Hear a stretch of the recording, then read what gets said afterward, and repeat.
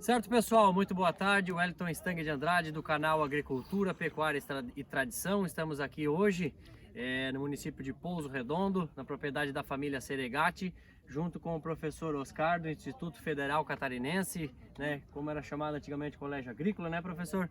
E com um dos proprietários, né, que são uma família, né, está aqui o Emerson Seregati, que tem um pouco mais facilidade de falar, né, então está aqui conosco. O intuito hoje aqui é um dia de campo sobre o capinhaçu. Nós estamos unindo aqui teoria, né, a pessoa que estuda, a pessoa que conhece na parte teórica de livros e também na prática, né, claro, professor, que é levado a campo também o capim, né, e temos aqui do meu lado esquerdo quem plantou e quem vive o dia a dia do capinhaçu. Eu vou levantar alguns questionamentos aqui rápido, fazer um bate-bola aqui, vamos dizer assim. Algumas perguntinhas básicas, me ajuda aqui, celular. Questão lado a lado do capinhaçu com a silagem de milho. Silagem do capinhaçu, a silagem de milho. Professor e produtor, não adianta nós se iludir, né, na questão de iludir produtores ou afirmar para produtores rurais, os dois podem me confirmar, né, que ele terá o mesmo nível nutricional do que o milho. É isso, né, professor?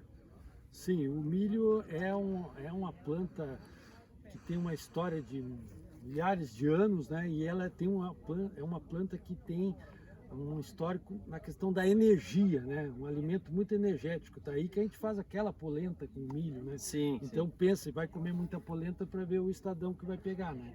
Então o milho é uma planta consagrada para silagem, certo? Mas um milho que tenha espiga boa e grão de qualidade, né? Associado ao volume. Agora o capiaçu é outra situação, nós temos um grande volume de massa, né? Um grande volume de folhas, de hastes, de colmos, e isso aí dá um resultado também em termos de produção, de volumoso, né?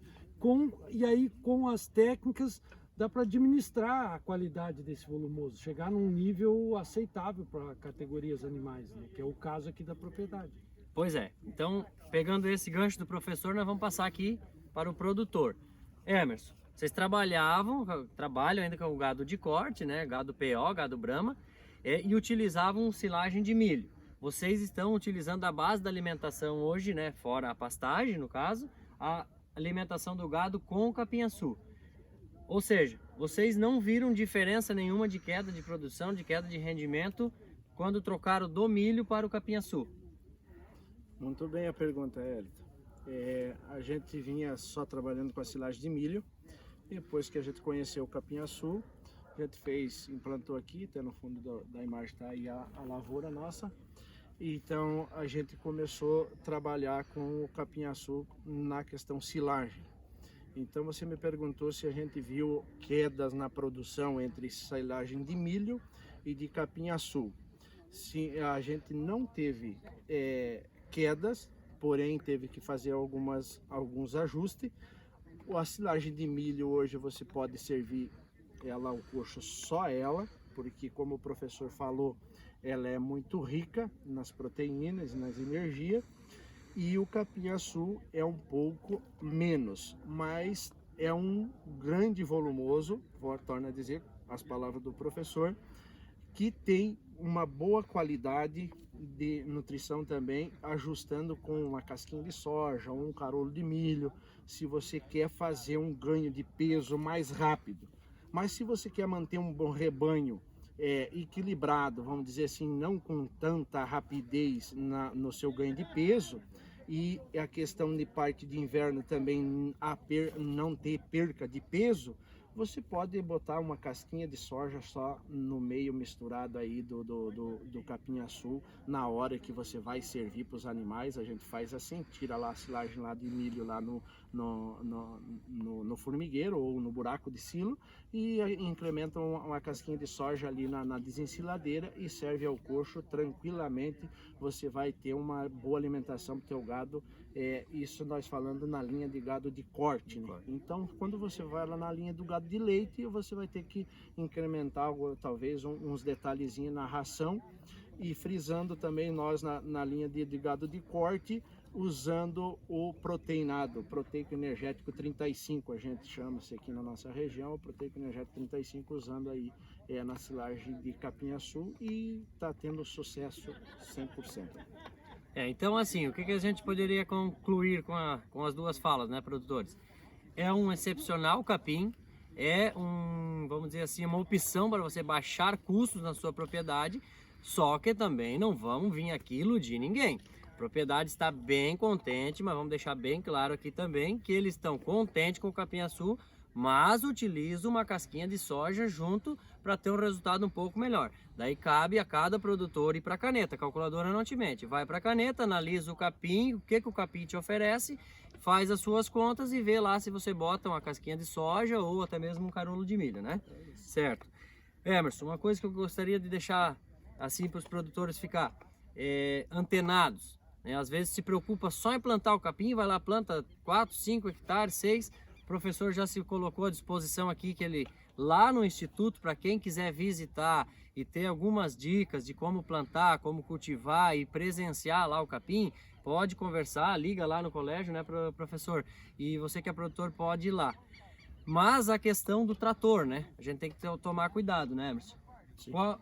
Quantos CV é o trator que vocês trabalham na propriedade para fazer a silagem do capim-açu? Hoje a gente trabalha com o BM-110, um Valtra BM-110, e a ensiladeira uma JF 192 Canavieira. É bem perguntada a tua pergunta. A gente vê alguns colegas usando o trator 75 CV, fazendo a silagem do capim-açu com a ensiladeira Ara Total. Vai trabalhar também. Tem outros que estão usando o super redutor no trator para ter uma durabilidade maior na vida útil da sua máquina. Então, depende da altura do capim que você quer cortar, depende do estágio que você quer fazer a silagem, a adequação da máquina. Mas hoje, como nós estávamos aprendendo aí mais um pouco, aí, o professor orientou nós ali a cortar aí com 3,30 metros, 3,5 metros ali mais ou menos, né, professor? De altura do capim do corte, para nós ter uma vida útil de uma máquina mais duradoura, vamos dizer assim, mais prolongada. Porque se você quiser deixar ele crescer, ele vai chegar aí até seus 5 metros, mas daí eu quero ver máquina para aguentar cortar ele. Aí é o detalhe, né? Então, pode falar, professor. O importante também é destacar aqui na propriedade do Seregatti é que eles têm um planejamento de alimentação, né? O capim-açu é um dos elementos da nutrição. Tem excelentes pastagens, né? Excelentes pastagens, como foi falar também a questão dos suplementos, né? Então agora é uma ótima opção, é mais uma opção para a nossa região aqui, né? Então a gente tem N alternativas em termos de volumoso, de qualidade. E o capim-açu, ele hoje, junto com o outro capim, o curumim, que é para pastejo, né, são duas opções de capim-elefante, são as melhores que tem, são os últimos lançamentos, né, da Embrapa, e vale a pena, com custo barato, né, e um material de propagação vegetativa que você pode produzir a sua muda, né? Sim. Você pode obter mudas de qualidade com garantia genética, e aí você vai fazendo o seu viveiro e vai aumentando a sua área conforme o passo, né? Conforme o teu planejamento ali, o teu tamanho da propriedade, né? E, Emerson, mas então, para o produtor entender rapidamente, você aconselha, claro que daí fica as questões que vocês podem daí se aconselhar, vamos dizer assim, com o professor lá no instituto, questão de altura, de corte, de tempo, de entrar, de espaçamento, tudo. Mas como produtor, você não aconselha hoje, pensando em manutenção, pensando em durabilidade de um trator, vocês que são gente que trabalha com trator há anos, conhece de máquina e tudo, você não aconselha um produtor pensar em plantar capim-açu e achar que vai trabalhar com um trator menos de quanto CV, Emerson? Pelo menos assim, exemplo, de 75 CV para cima. Correto. De 75 CV para cima. CV. Então, produtor, pensou em plantar capim-açu, pensou em, eu vou ter uma base de alimentação capim-açu, esteja ciente que você vai ter que já se programar, né? Pensar para frente, como diz o professor da família Seregatti, pelo menos 75 CV. E a ensiladeira de vocês é uma? 192 da JF, Canavieira. Mas se tu pegar aí a 120 com a área total, também vai cortar. Também vai ir. É importante Certo. a área Vai, total. porque hoje, assim, ó, dependendo da marca do trator, tem alguns que dá uns metrinhos a mais no percurso corrido, na mesma sim. marcha. Então tem uns que dão um pouquinho a menos, né, entende? Então dependendo a marca do trator aí vai ajudar também aí um pouquinho no desenvolvimento do correr do corte. É importante ser de área total, porque diferente do milho tu tem uma linha bem definida. Sim. Tu tem um alinhamento, né, colmos bem alinhados, bem distribuídos. E aqui não, aqui tu tem uma toceira que ela aumenta de tamanho com o ano, ela vai ocupando a área, né, então você tem que fazer a colheita da área total. Ou seja, produtor, trator pelo menos 75 CV e esteja ciente que você vai ter que ter uma ensiladeira de área total, né? Professor, vamos passar. Podemos comparar exemplos, assim, a gente sabe que tem bastante produtor que já planta os pânicos totais, né? O pânico total, né? Exemplos de algumas variedades que tem aí. Questão de adubação, a exigência de adubação, podemos comparar o capinhaçu como um MG12, com uma mambaça? Podemos comparar assim na questão de adubação com um pânico? Ele requer bastante adubação? A adubação, a nutrição das plantas é sempre um assunto que gera bastante discussão. Em primeiro lugar, a gente sempre recomenda consultar um profissional, fazer uma boa análise do solo, verificar o que está faltando nesse solo e saber aonde que tu quer chegar, né? E aí você tem várias opções de adubação química, adubação orgânica, né? E porque a extração é muito elevada. Dentro de uma propriedade como essa nossa aqui, foram 3 cortes num ano. Olha a quantidade que está sendo extraída do solo, né? Então você tem que repor esses nutrientes. E comparar com as outras, não é um bom você comparar, porque a outra é mais para pastejo. Para pastejo, sim. Para pastejo, então no pastejo tu tem a presença do animal, tu tem os dejetos do animal. Então, agora claro que o melhoramento genético faz isso. Sempre tem uma genética superior, mas tu vai ter que fazer a nutrição também, né? A mesma coisa da parte do animal, né? Tu tem a raça brava ali, mas tu tem que ter toda a genética e tem que ter alimento para chegar lá, né? Sim. Emerson? Então, é importante ter o agricultor que for plantar capinhaçu sabe que vai dar volume, vai dar volume, mas tem extração. No caso aqui, ele optou pela adubação orgânica. Você observa que as plantas estão com uma boa coloração, tem uma boa nutrição, um bom perfilhamento, não tem nenhum sinal de degradação, de enfraquecimento, né? Então, está sendo monitorado, né? A cada ano você faz as análises, então está indo no caminho certo. Ou seja, tentando resumir assim da forma mais do lado do produtor, eu falando como produtor também, o que o professor quis dizer assim, ó, nós estamos mostrando as realidades, está sendo mostrado, a gente mostra o potencial que o capim pode chegar. Aí o produtor vai lá e planta e diz, me iludiram, o meu capim não está chegando nessa produção que me falaram que ele poderia chegar. Tem a questão se você está fornecendo para o capim o que ele precisa, né? Ele cresce, mas ele precisa disso aqui, né? Exatamente. Então é isso aí. Fica numa média, né, professor? Se você adubar, chegar a uma adubação correta, como ele está pedindo, você vai ter uma elevada produção. Se você quiser economizar na adubação, nos nutrientes que ele precisa, o capim precisa comer também. Aí você com certeza vai ter uma produção menor. Pode falar. Hoje se fala muito em agricultura de precisão. Quando se fala em agricultura de precisão, a gente pensa que é só máquina. É máquina aqui, é máquina ali. Não, a agricultura é precisão em tudo. É precisão na nutrição, no manejo do solo, na época certa de cortar, na época, no horário de tratar os animais. Então, isso eu questiono muito e falo para os estudantes lá do Instituto Federal Catarinense Rio do Sul. Nós precisamos ter uma precisão em todos os detalhes, né? São pequenos detalhes que levam ao sucesso final, né? Professor, eu costumo dizer, simplificando assim, ó, a gente vai num cardiologista, exemplo, né? O cara estudou 6 anos, 5 anos para se tornar médico, fez mais 5 anos de pós-graduação, estudou em Harvard, foi para o Canadá, isso, aquilo. Quando tu chega lá, primeira coisa que ele te pede é um exame, né? E isso que nós falamos, tudo que nós sentimos, né? E a gente quer adivinhar o que a terra tem e a terra não fala. Então eu costumo dizer, é R$30 uma análise, não custa fazer uma análisezinha de terra, né?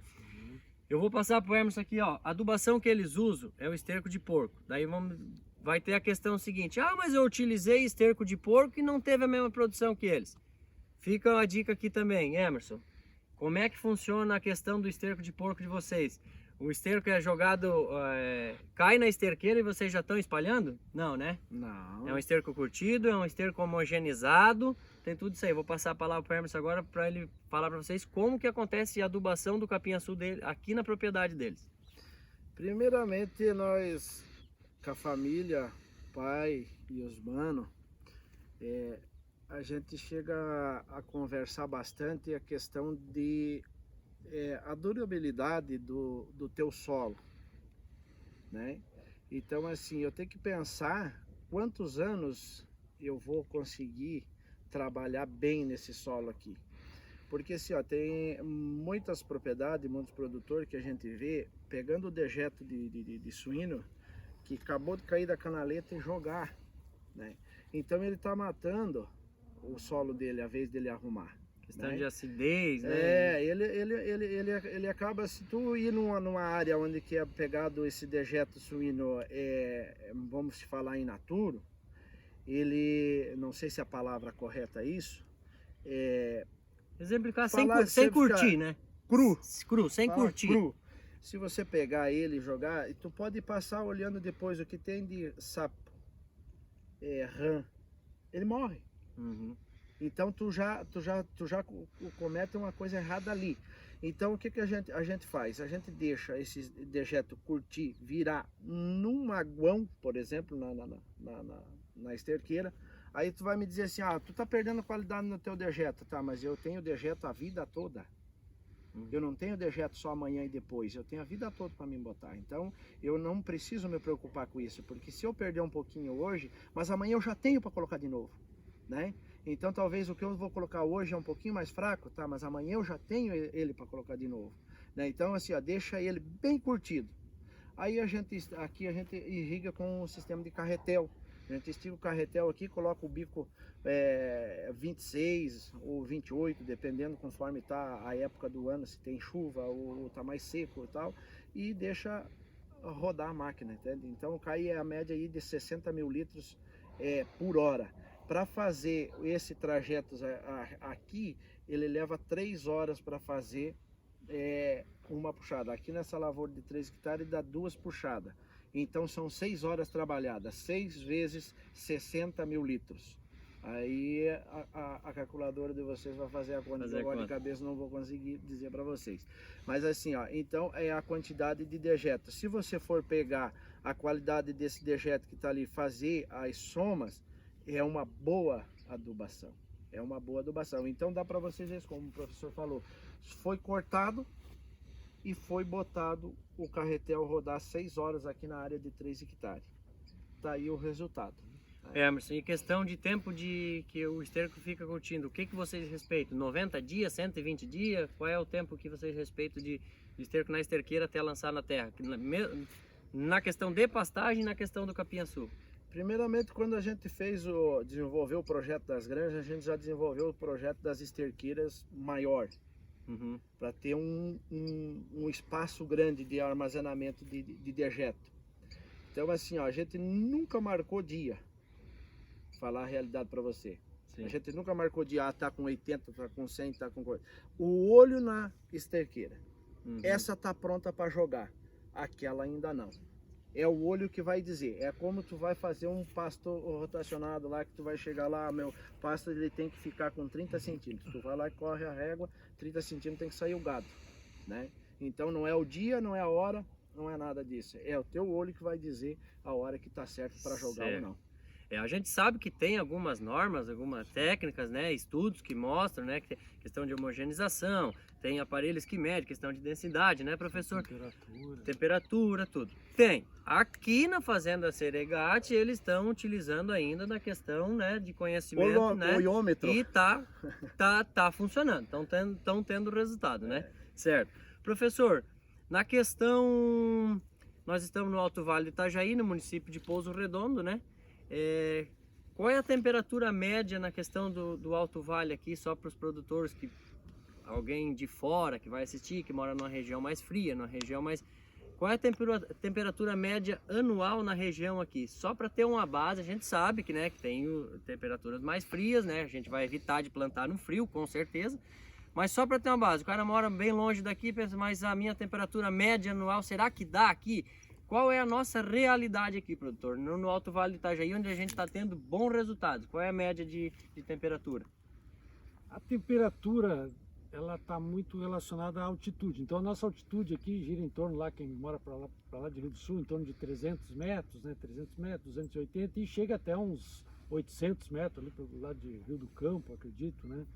A temperatura, nós nessa região de 600, 500, nós temos uma ocorrência normalmente de umas, que lá em Rio do Sul, umas 4 geadas por ano, porque o que preocupa é o número de geadas e a força dessa geada, né? Então nós aqui ocorre a geada, dá uma seca a parte aérea, mas ele rebrota normalmente na primavera sem problema, né? Nós temos a temperatura média, uma média assim, é difícil de você precisar nesse momento, né? Então, mas nós não temos invernos tão rigorosos assim. Agora vai a dica é, o melhor mês para plantar é outubro. Então, outubro é o melhor mês. Dá para plantar em novembro, dezembro, janeiro? Dá para plantar. De repente, algumas regiões em fevereiro.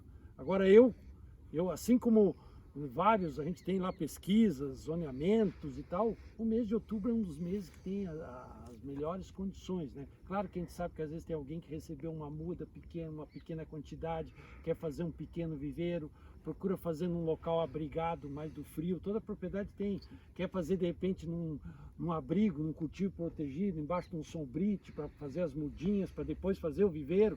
Vai a dica também, dá para fazer. Aí sim você pode plantar em diferentes meses, né, sem problema, né?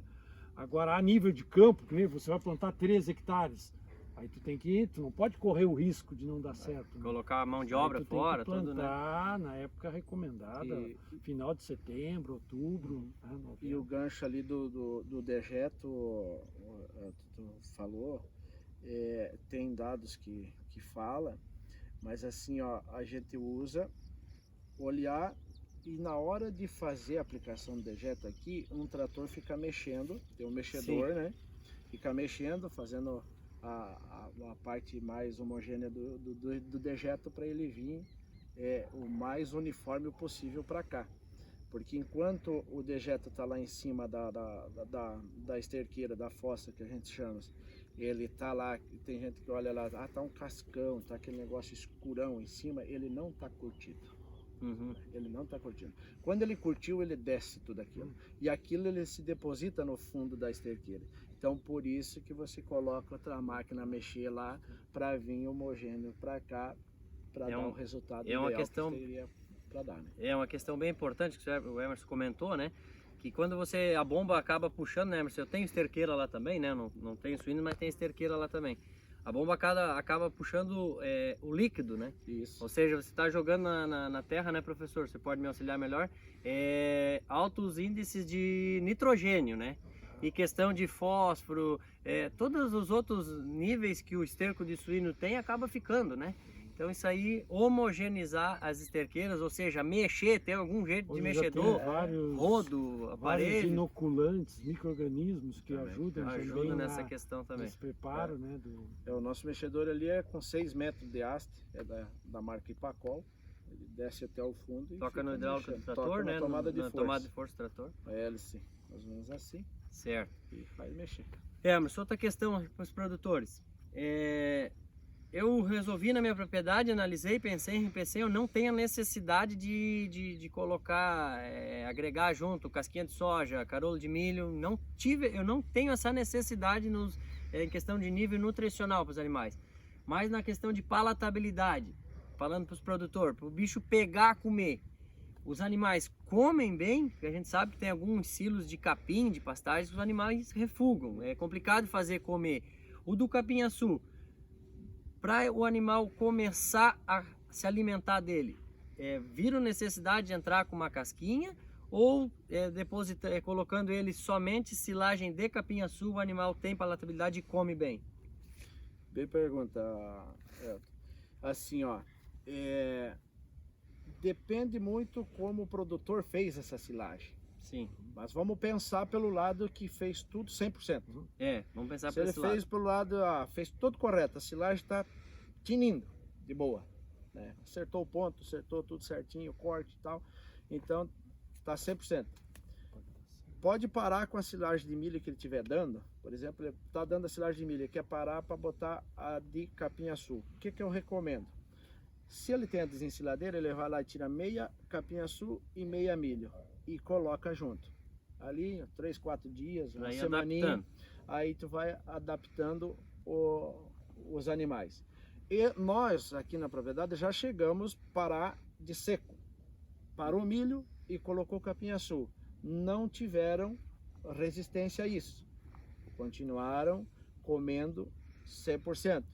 Teve outro lote de animais que a gente colocou também, aí tivemos que colocar um pouquinho de casquinha de soja para fazer consumir bastante. Mas não é que não comeu nada. Comeu, mas comeu com uma quantidade um pouquinho mais reduzida. Volto a dizer, talvez o ponto dessa silagem que a gente fez não estaria 100% ideal. Mas se fazer ela dentro dos parâmetros que tem que ser, nós particularmente não tivemos esse problema de dizer assim, não comeu. Certo. Limparam o coxo. Mas então fica assim, produtor, qual é o intuito dessa pergunta? Porque a gente sabe, já tivemos relato do pessoal caprichou numa pastagem, né, isso, aquilo, foi lá, fez uma silagem e o gado acabou não comendo, misturaram casquinha, acabou não comendo. Aí você perdeu o investimento, perdeu o trabalho, perdeu tudo. O capinha-açu puro, o gado está comendo. Então, vai de você analisar como ficou a sua silagem, né, do capinha-açu. Às vezes o gado refugou um pouco e vai do jogo de cintura, joga uma casquinha de soja, até ir adaptando e vai retirando aos poucos, né? Minha gente, eu queria agradecer aqui ao professor, agradecer o Emerson, porque o capinha-açu é desde 2016. 2016, né? Temos muito para conversar, senão o vídeo ia se alongar bastante, é muita, né? Muita conversa, muita informação. Na parte teórica e na parte prática, né? E só que o vídeo ia se alongar demais. O que eu posso dizer é o seguinte: família Seregatti em Pouso Redondo, Emerson, tá porteiras abertas para produtor que tiver alguma dúvida. Tá aqui, ó, porteiras abertas em Pouso Redondo, família Seregatti no Alto Sumidor, Alto Sumidor. Tiver alguma dúvida, quiser vir aqui ver a lavoura, ver a alimentação, ver a silagem, tanto de porteira aberta. Professor, da mesma forma, o instituto lá em Rio do Sul fica na Serra Canoas, antiga escola agrotécnica, também está de portas abertas para você que é produtor, sua família quiser ir lá tirar dúvidas. Eu, como pequeno produtor, indico o quê? Vai lá, senta com o professor, conversa lá com ele e vem para a prática aqui. Aí você que é produtor, que também não é bobo, que já sabe onde correr atrás das coisas, né? Une teoria e também prática, porque lá é plantado também, né? E a prática aqui da Fazenda Seregatti. Pessoal, queria agradecer ao professor, né? Obrigado aí ao Emerson, a família Seregatti, que já são parceiros de longa data. Canal Agricultura, Pecuária e Tradição, agradecer meus patrocinadores, que nem eu disse, não estamos aqui para passar a mão em marca e em empresas, mas o incentivo financeiro é importante para que eu possa dar continuidade a esse meu trabalho, que o intuito é ajudar produtores rurais a escolher as melhores opções de capins, de pastagens, de produtos para seu gado de corte, seu gado de leite para a sua lavoura, certo? A Cressol de Pouso Redondo, pessoal da Cressol Cooperativa de Crédito, é parceiro do canal Agricultura, Pecuária e Tradição, porque está ao lado do produtor rural. Também a Rações Galos Avícola, uma ração de qualidade daqui de Pouso Redondo, uma ração que tem compromisso com o produtor rural, certo? Agrícola Sumaré, Comercial Agrícola Sumaré de Rio do Sul, que é representante da linha Matsuda de mineralização e semente de pastagens. E também temos o nosso patrocinador aí, que é quando você quer o seu lazer, que é o Cantinho do Dogão de Pouso Redondo, quer fazer um grau com a esposa, quer dar uma relaxada, tomar um chopinho gelado, comer uma pizza de qualidade, é no Cantinho do Dogão. Grande abraço do canal Agricultura, Pecuária e Tradição, e viva a agricultura pecuária brasileira e viva o homem do campo. Valeu!